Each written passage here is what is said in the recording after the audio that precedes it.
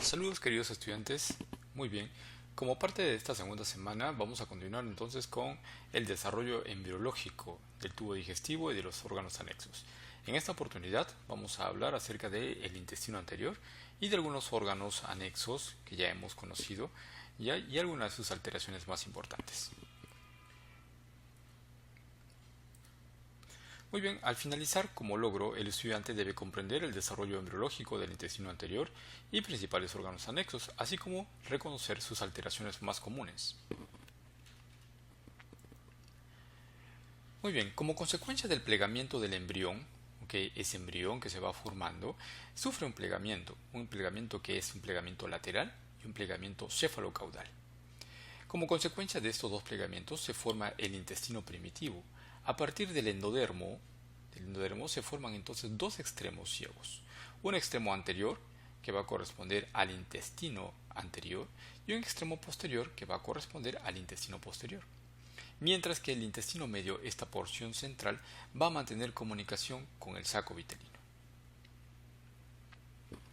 Se desarrollan entonces como consecuencia cuatro secciones. En algunos textos ustedes lo van a encontrar así, considerando cuarto al intestino faríngeo. Entonces, el intestino faríngeo va desde la membrana bucofaríngea hasta el divertículo respiratorio, pero hay que recordar que este intestino faríngeo en realidad corresponde también al intestino anterior. El resto del intestino anterior va entonces va desde el divertículo respiratorio hasta la evaginación del hígado. En resumen, el intestino anterior entonces irá desde la membrana bucofaríngea hasta la evaginación del hígado. El intestino medio va desde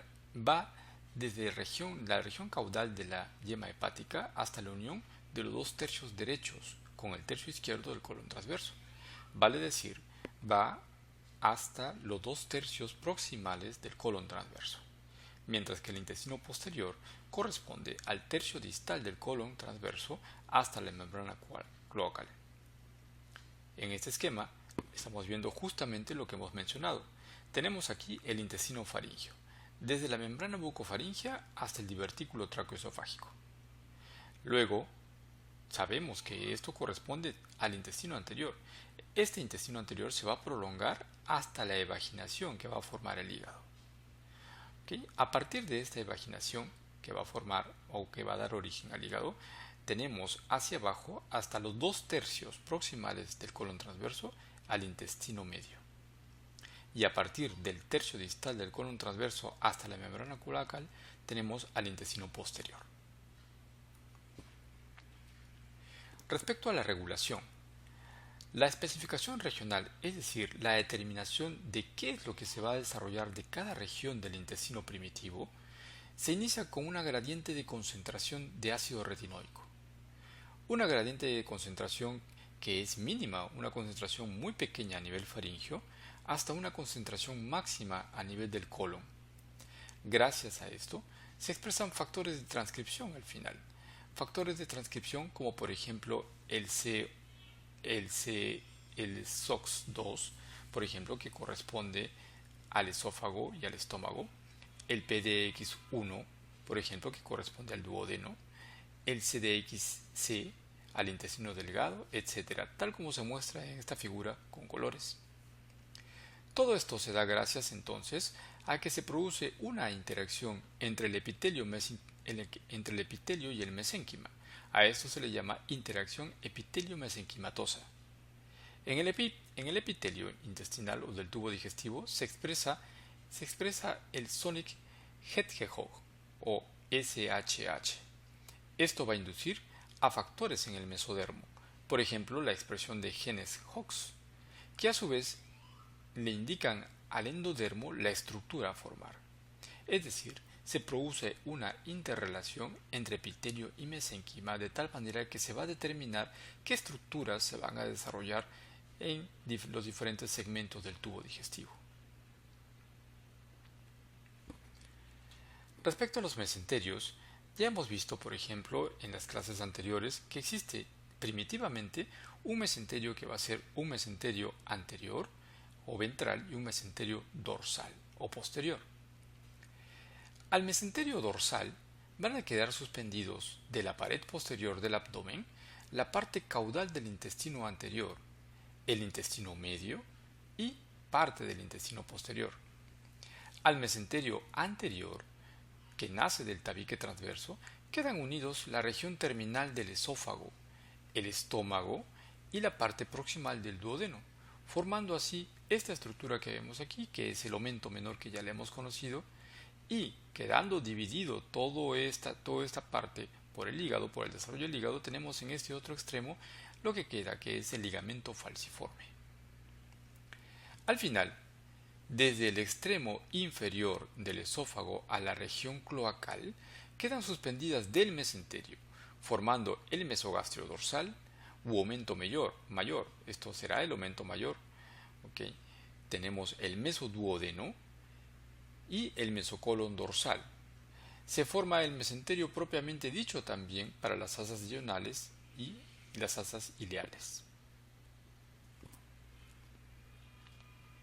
Respecto al desarrollo del intestino anterior, alrededor de las 4 semanas aparece el divertículo respiratorio, que vemos aquí en celeste, que es llamada también la yema pulmonar, en la cara ventral del intestino anterior, justo en el límite con el intestino faríngeo. Al inicio este esófago corto se va alargando con el descenso que va a ofrecer el corazón y el desarrollo de los pulmones. Otra cosa, la capa muscular que se desarrolla en este momento deriva del mesodermo esplácnico y es una capa de músculo que va a ser un músculo estriado y va a estar inervado por el nervio vago. Sin embargo, en el tercio inferior del esófago vamos a ver la presencia de músculo liso que es inervado por el plexo esplácnico. Es por eso que en las clases anteriores se mencionaba cómo el esófago en sus partes superiores, 2/3 superiores, presenta músculo esquelético a diferencia del tercio inferior que presenta músculo liso. En esta imagen se observa claramente cómo el esófago proviene del endodermo, se desarrolla del intestino anterior. Al final de la 3ª semana se forma la yema pulmonar que vemos aquí en celeste del intestino anterior, cómo sale del intestino anterior, y a la 4ª semana lo que se va a formar es este tabique, llamado el tabique traqueoesofágico, que va a dividir prácticamente las dos estructuras, el esófago y la tráquea. En las siguientes semanas el esófago se va haciendo más largo aún gracias al desarrollo del pulmón, como vemos aquí las yemas pulmonares que van desarrollándose, y al desarrollo del corazón. Las alteraciones del esófago, las más frecuentes son las atresias esofágicas y las fístulas traqueoesofágicas. Fístula es una comunicación entre dos estructuras huecas. Se produce una comunicación entre la tráquea y el esófago. La malformación más común, 90% de los casos, es la atresia esofágica proximal, más una fístula traqueoesofágica distal, como vamos a ver en un esquema siguiente. Se sospecha o se debe sospechar cuando la malformación se da intraútero incluso debido al polidramnios. Polidramnios quiere decir un aumento del líquido amniótico dentro del vientre materno. Se produce además cuando el niño nace regurgitación de la leche y neumonía a los pocos días de nacido. En esta imagen estamos viendo efectivamente las malformaciones que constituyen atresias y fístulas traqueoesofágicas. Esta primera es el tipo más frecuente, el tipo A, en la cual se produce una atresia o una asa ciega del esófago en la parte proximal, atresia proximal del esófago con fístula traqueoesofágica distal. De tal manera que cuando se produce una ingesta en el niño recién nacido entre 1 y 2 días, esta no va a pasar el tubo digestivo, no va a continuar porque es atrésico. Va a tener que regurgitarse pasando a la vía aérea y a través de la vía aérea o va hacia las vías respiratorias al pulmón produciendo cuadros de tos y cuadros de dificultad respiratoria, y una pequeña parte incluso a través de esta fístula puede pasar al resto del tubo digestivo. Tenemos el tipo B, en la cual por ejemplo observamos atresias tanto proximal como distal, o el tipo C, en la cual hay una comunicación del esófago con la tráquea, etc. Nosotros podemos describir cada tipo de malformación, pero recuerden que la primera, la tipo A, es más del 90% frecuente. El estómago se forma de una dilatación del intestino anterior a partir de la 4ª semana. También deriva del endodermo, igual que el esófago. Su aspecto y posición cambian por el crecimiento a diferentes velocidades en las regiones del estómago, y su desarrollo se puede dividir en tres fases. En la primera fase hay una rotación sobre su eje longitudinal en dirección a las manecillas del reloj. Entonces, pensar cómo se mueven las manecillas del reloj. Entonces, en el mismo sentido de la manecilla se produce una rotación sobre su propio eje. En segundo lugar, se va a dar un crecimiento de la curvatura mayor en comparación de la curvatura menor. Ya hemos conocido el estómago, entonces sabemos de lo que estamos hablando. Y por último, hay una rotación sobre su eje antero-posterior. Muy bien, como vemos en esta imagen, primero hay una rotación sobre su eje longitudinal en dirección de las manecillas del reloj. La cara izquierda entonces pasa a ser cara anterior y la cara derecha pasa a ser cara posterior. Es decir, que el nervio vago izquierdo ahora se hace anterior y el nervio vago derecho se hace posterior. En segundo lugar, se produce el crecimiento de la curvatura mayor, como se observa aquí, como va creciendo la curvatura mayor respecto a la curvatura menor. Y por último, hay una rotación sobre su eje, sobre este eje antero-posterior. ¿Okay? Se produce una rotación de tal manera de que la parte más caudal se desplaza a la derecha y hacia arriba, y la región cefálica se desplaza hacia la izquierda y hacia abajo. Aquí, como estamos viendo, la posición final. Vemos entonces, al final, el eje gástrico queda de la parte superior izquierda a la parte inferior derecha.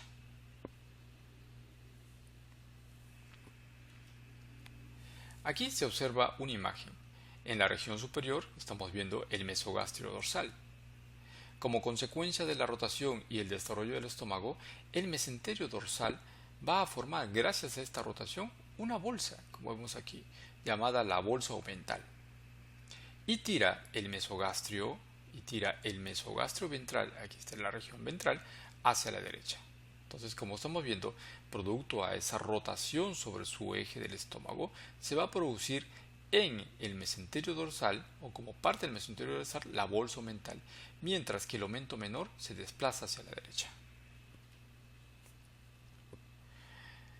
A la quinta semana, entre las hojas, aquí estamos viendo entre las hojas del mesogastrio dorsal, este es el mesogastrio dorsal y este es el mesogastrio ventral, u aumento menor, vamos a ver que entre las hojas del mesogastrio dorsal aparece el primorio del vaso como una proliferación mesodérmica entre dos hojas del mesogastrio. El vaso va a permanecer dentro del peritoneo y se conecta a través de ligamentos con el riñón y ligamentos con el estómago, a los cuales vamos a llamar, por ejemplo, ligamento gastroesplénico o ligamento lieno-renal en comunicación con el riñón. La fusión que sufre el mesogastrio dorsal, en esta parte de aquí, el mesogastrio dorsal con la pared posterior y luego con la desaparición de la hoja posterior del mesogastrio dorsal, hace que el páncreas dentro del mesogastrio pasa a ser rodeada solamente por peritoneo en su parte anterior, quedando todo el resto en posición retroperitoneal. Entonces, como vemos de nuevo, el páncreas, que inicialmente estaba en el mesogastrio dorsal, ahora se encuentra descubierta en la parte posterior, eso debido a la desaparición de la hoja posterior del mesogastrio dorsal, de tal manera de que queda expuesta el órgano o queda en posición retroperitoneal. El mesogastrio dorsal, como vemos aquí, al final, debido a esta rotación sobre su eje del estómago, va a formar este delantal de doble hoja llamado aumento mayor. Recuerden, el mesogastrio dorsal es el que va a formar el aumento mayor, cuyas hojas, al final, lo que va a pasar, como se observa en este esquema, aquí estamos observando, al final, este aumento mayor o las hojas del aumento mayor van a sufrir una fusión. Incluso se van a fusionar con el mesotransverso o del colon transverso. Y a los 4 meses de vida vamos a tener que el páncreas, que está aquí, y el duodeno ya se ubicaron en el retroperitoneo. En la figura presente se observa el ligamento falciforme que vemos aquí adelante. En su borde libre contiene a la vena umbilical, que al obliterarse después del nacimiento va a formar el ligamento redondo del hígado.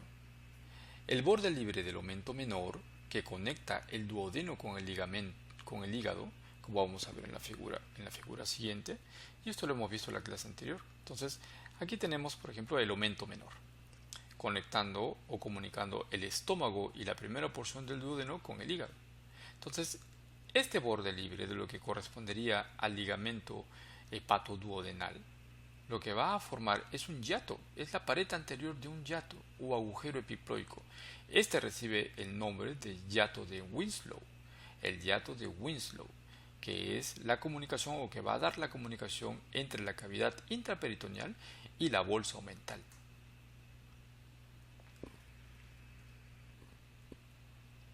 Respecto al duodeno, como ya habíamos mencionado, está formado por la parte terminal del intestino anterior y la parte cefálica del intestino medio. Justo entonces la forman dos componentes, o se forma de dos componentes, la parte terminal del intestino anterior y la parte cefálica del intestino medio. Y esto se va a ubicar distal a la yema hepática. Al girar el estómago, el duodeno adopta una forma de C y gira hacia la derecha. Entonces, debido a esta rotación del estómago, el duodeno queda en posición derecha. La parte derecha del mesoduodeno, recuerden que tiene su el mesoduodeno dorsal, se fusiona en la parte posterior y desaparece casi todo el mesoduodeno dorsal, excepto una porción pilórica. El páncreas con el duodeno quedan en posición retroperitoneal. El duodeno casi en su totalidad se hace retroperitoneal, excepto, como hemos dicho, una parte del duodeno llamado bulbo duodenal. Ese bulbo duodenal que conserva todavía su mesenterio y sigue siendo intraperitoneal. Estamos hablando entonces de la zona inicial del duodeno, justamente la que va a continuar con el estómago, es decir, la parte pilórica. En conclusión, entonces, debido a la rotación del estómago, a este giro del estómago, el duodeno pasa a posición derecha, formando la C duodenal. ¿Okay? Estando en la posición derecha, entonces va a presionar hacia la parte posterior, de tal manera que hacia la región posterior desaparece el mesoduodeno por completo, y el duodeno o gran parte del duodeno quedará expuesto hacia el retroperitoneo, excepto la primera porción que corresponde al bulbo duodenal.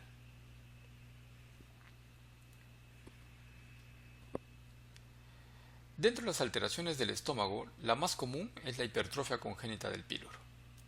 La capa muscular circular es muy desarrollada. Recuerden ustedes que hay una capa muscular interna y una capa muscular circular interna y longitudinal externa. En este caso, la capa circular está muy desarrollada, lo que provoca una marcada disminución de la luz pilórica. Puede producirse incluso después del nacimiento y se ha visto asociado al tratamiento con eritromicina, por ejemplo. Esta puede provocar vómitos y vómitos no biliosos, es decir, sin bilis, debido a que la obstrucción es más superior, estamos hablando a nivel del píloro, ¿okay? Y más inferior vamos a encontrar la comunicación con los conductos biliares. Y estos vómitos se dan a los pocos días de nacido, generalmente 2 a 3 días de nacido, y se pueden diagnosticar y tratar intraútero incluso cuando el diagnóstico es precoz. En esta imagen estamos observando justamente lo que corresponde a una hipertrofia congénita del píloro. Y estamos observando lo que se llama la oliva pilórica. Incluso cuando hay ingesta de alimento, esta oliva pilórica se contrae de tal manera que repta o forma un movimiento, crea un movimiento en esta región del abdomen. Entonces es una oliva reptante, la oliva pilórica. Aquí vemos, por ejemplo, la resección, bueno, esta es parte de una necropsia en la cual vemos el estómago abierto. Vemos, por ejemplo, aquí la región del duodeno y la comunicación que es el píloro, y vemos una hipertrofia de la capa interna, es decir, de la muscular o de la capa muscular circular interna, ¿no?, que está hipertrofiada. Con respecto a algunos órganos anexos, el hígado y la vesícula biliar, el primordio hepático, es decir, la primera manifestación del hígado, se da a la 3ª semana. Como prominencia del epitelio endodérmico, es decir, nace también del endodermo, del extremo distal del intestino anterior. Recuerden que el primordio hepático marca prácticamente lo que es el intestino anterior del intestino medio. Entonces, nace en el extremo distal del intestino anterior. Las células proliferativas penetran en el tabique transverso, que se va a transformar en el futuro diafragma. Se produce una conexión entre el divertículo y el intestino anterior. Entre este divertículo hepático y el intestino anterior se produce una comunicación, lo que va a ser el colédoco. A partir del colédoco se va a formar la vesícula biliar y el conducto cístico, como vamos a ver en la siguiente imagen. Efectivamente, como se observa, la yema hepática que vemos aquí dará origen a los hepatocitos.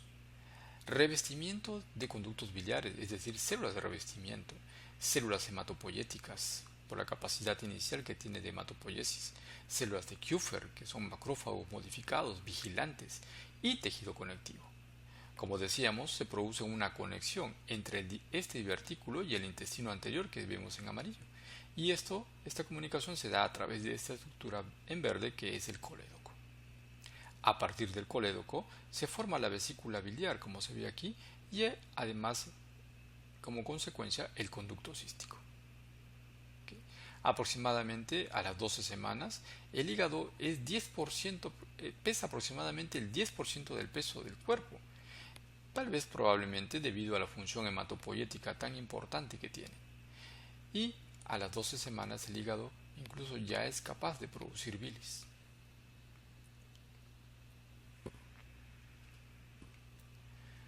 Como vemos en esta imagen, existen factores que van a inhibir factores inhibidores que van a partir de las membranas como el ectodermo y el mesodermo, el mesodermo no cardíaco, la notocorda incluso, que son factores inhibidores.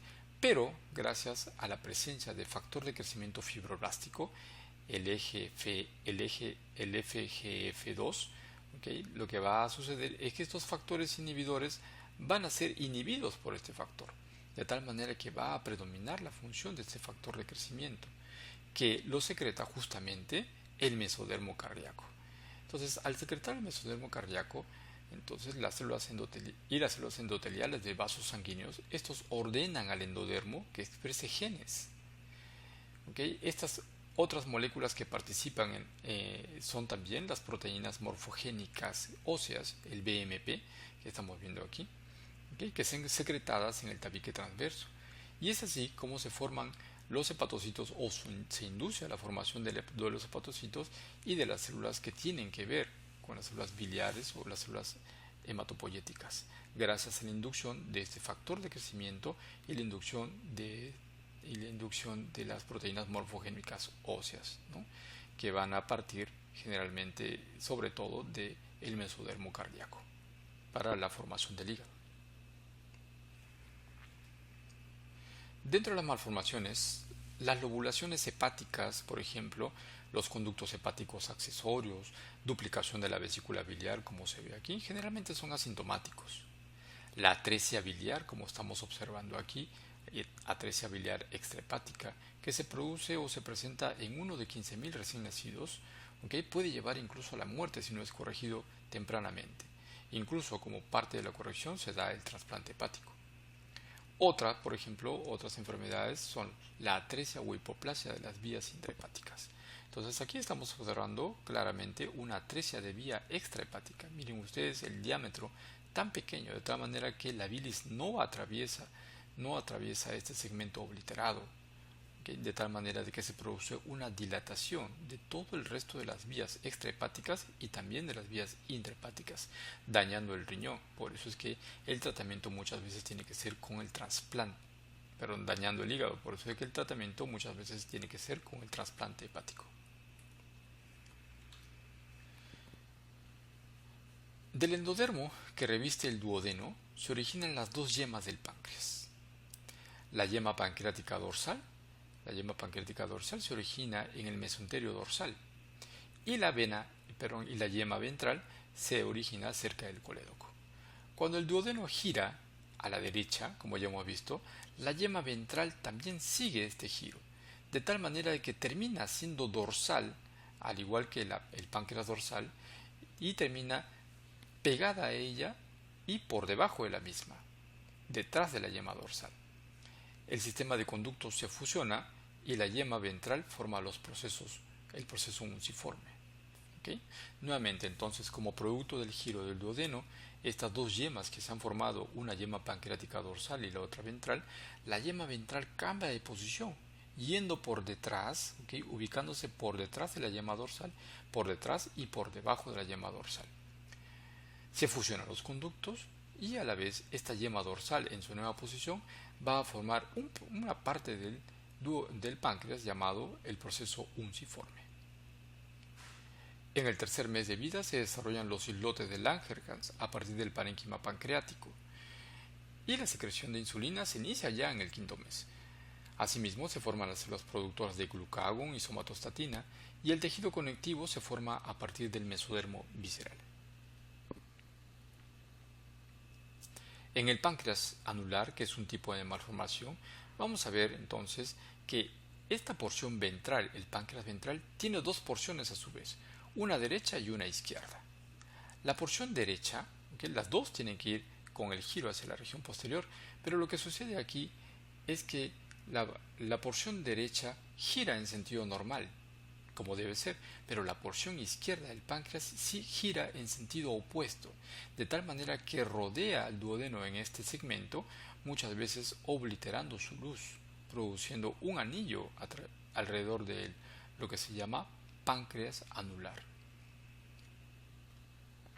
Otra malformación que podemos encontrar, por ejemplo, es el páncreas ectópico. El páncreas ectópico significa presencia del tejido pancreático fuera de su lugar. Entonces vamos a encontrar como parte de la malformación presencia de pequeños tejidos pancreáticos en algunos lugares, sobre todo en el estómago y el divertículo de Meckel.